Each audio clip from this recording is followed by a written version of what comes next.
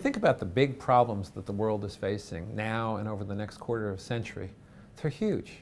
They require a combination of human will and creativity, but also capital to solve. The capital part of that equation comes from the world of finance. How will we deploy our resources, our scarce economic resources, against the problems of the world, whether that's an aging society, whether it's climate change, or any of the other pressing issues that we have to deal with. In the social finance class that you're about to work through, we will be dealing with these issues. In fact, that's my entire career. I'm a financial engineer and finance professor, but I'm also a social entrepreneur. And my social entrepreneurial venture is all about bringing expertise from finance to solve problems of the world's poor, specifically how to help families manage their money better. In order to solve complicated problems, it often takes teams of people with complementary skills. Some people have extraordinarily good skills at diagnosing and analyzing problems. Others have excellent skills in trying to visualize solutions, yet others how to manage a project on time, on budget. And yet others have specialized skills, whether that's skills in payment systems or in front-end processing or in the marketing to bring customers in. And all of these need to be in harmony in order to solve really complicated problems. There is a question about how it is that we bring teams like this together. We bring them together because we realize that our purposes in life and our purposes as organizations, as individuals, will find us in places where we are incomplete in terms of being able to find solutions to the problems that we think are important. At those points in your life, it's good to come together with others who have similar aspirations, but equally incomplete ability to pull together problems. In this social finance program, more broadly in the school, and our agenda of being embedded with the university, it's finding people with diverse skill sets, diverse talents, diverse callings, to come together, to work together on a set of problems that,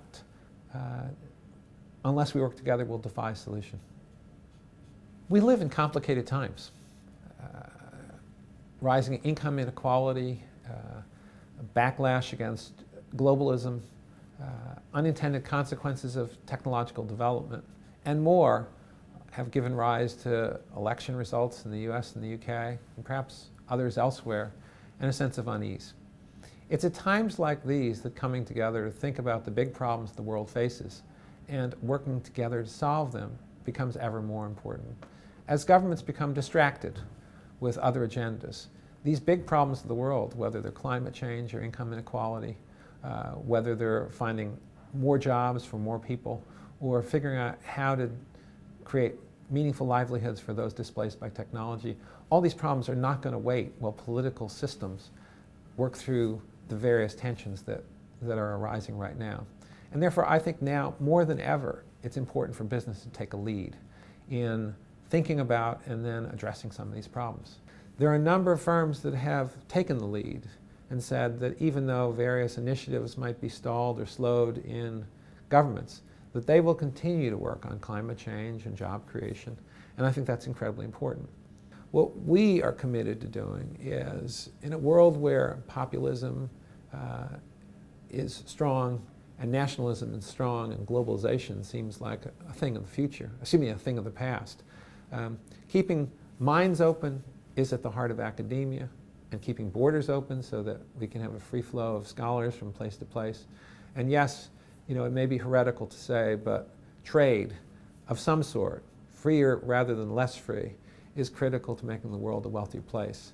That doesn't take away from the need to redistribute income, nor the need to deal in a meaningful way with the dislocations caused by free flows of people and free flows of goods, but it forces us to recommit to those concepts while recognizing how they might be adapted in the current circumstance. It's easy to think about products and institutions, but actually in financial systems, what we have to do is think functionally. Suppose that I asked you, how many different ways could you transact to buy goods and services? How could you move money?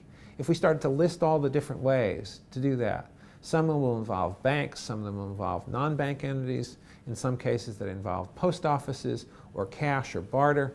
A number of institutions would be used and a number of products would be used.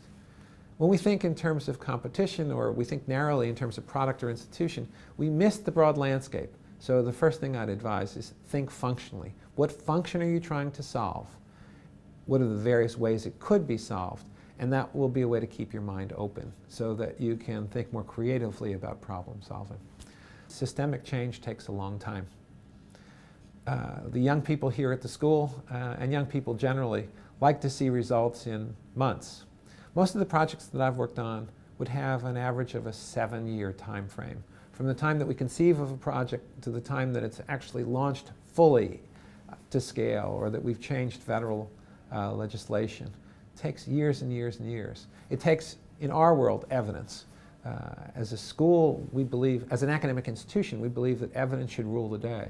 And so collecting rigorous evidence in order to demonstrate, not because I think so, but because I can show you that this product or this policy will change things for the better, takes a bit of time. Convincing people takes a bit of time. Building coalitions takes a little bit of time. Building things to last takes a little bit of time. So while you're anxious to solve problems quickly, coming from somebody with a little bit of experience, the bigger problems take longer to solve, and you have to have patience and not give up.